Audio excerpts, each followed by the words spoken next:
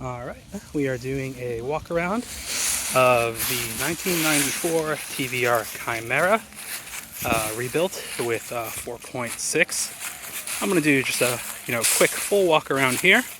Then I'll try and get in a little bit more detail in terms of close-ups. I'll do a cold start. There should be an additional cold start video as well.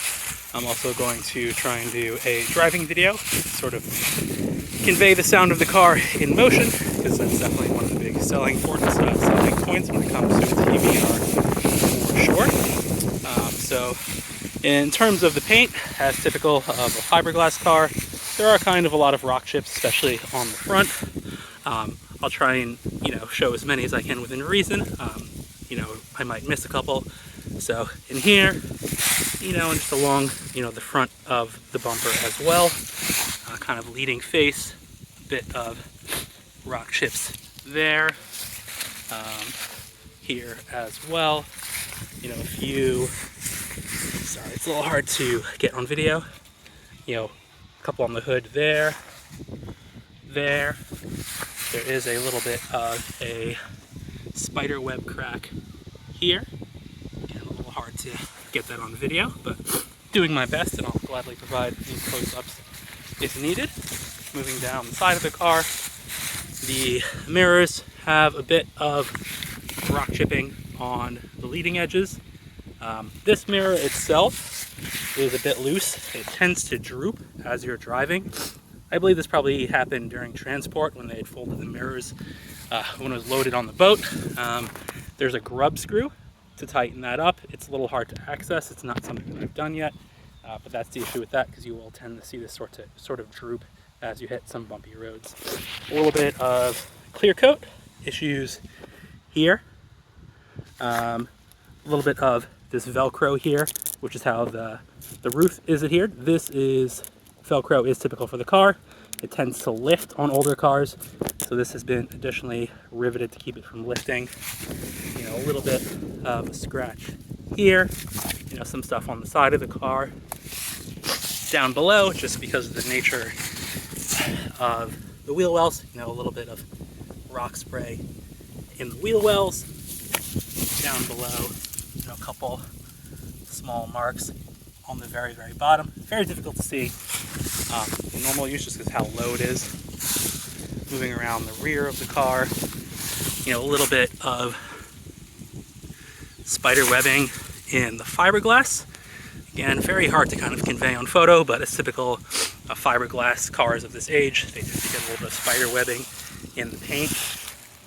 Trunk, a little bit here. Clear coat, a little bit of a missing spot here.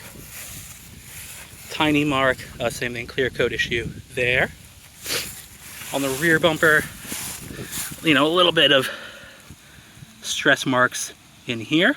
They have not spread since I've had the car. I've had the car for over a year. Same kind of thing where you see a little bit along this bumper seam. This is all one piece, being a fiberglass car. Most notable, there is a spot here where I believe at some point someone had probably lightly tapped the car, and the license plate bolt kind of did a little bit of damage there. So a little bit of spider webbing here, a little bit of a mark in there. Moving around the side of the car, a little bit of clear coat here. The fuel filler is underneath here, so what I think probably happened is just people, when the gas handle goes in here, they just sort of bump the clear a little bit in that spot.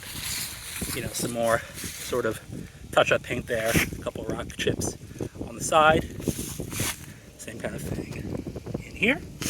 Again, I'm doing my best to try and convey, this is a 27-year-old car at this point. Paint, I think, is in pretty good condition, all things considered. So same thing on this mirror, a little bit of that sort of chipping on the leading edge. I believe this is where I started. Interior-wise, got some leaves falling in here. At the moment, the backlight on these two gauges, let me come around the other side. Top itself is in pretty good condition. I believe this was redone within the last couple of years. I'll show you the lid itself. A couple little bit of marks in the plastic, but it is not yellowing, it is not cracking, which is really common with any kind of top like this. Doors.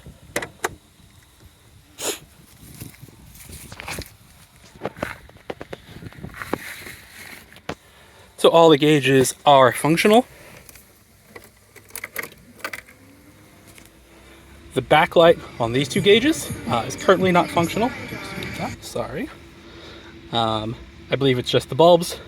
The gas gauge itself reads a little bit pessimistically. It's about a quarter tank low in terms of when you fill it up. So typically when you fill it up all the way, it'll kind of hit that 3/4 mark and we'll move a little bit beyond that.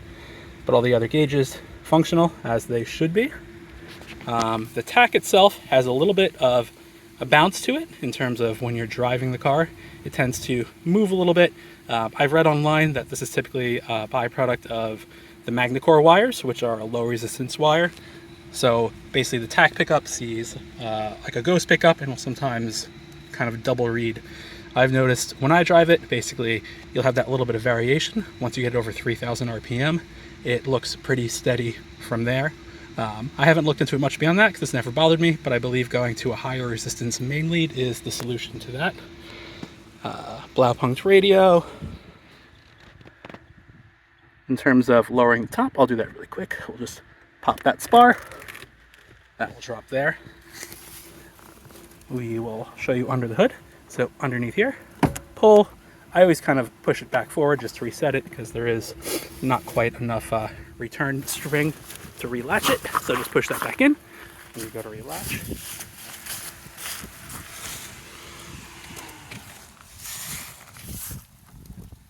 So underneath, this was originally a 4-liter car that was rebuilt to 4.6 liter by JE Developments, which is a well-known Rover V8 firm specialist in the UK. The rebuild was done about 10,000 miles or so, I believe. I will go back and check the paperwork. So it was rebuilt from a 4-liter to a 4.6.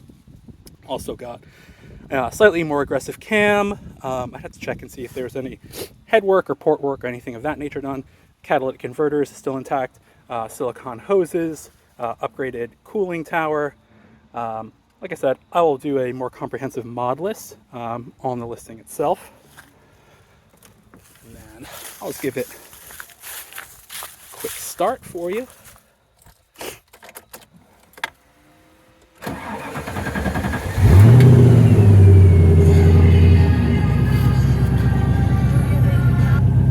So again, that was a true cold start.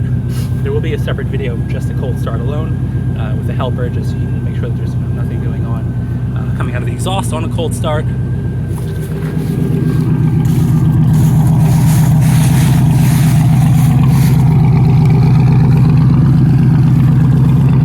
And like I said, I'm going to try and get a driving video just to get some better audio of that exhaust in motion, which is definitely one of the high points with any of these TVRs.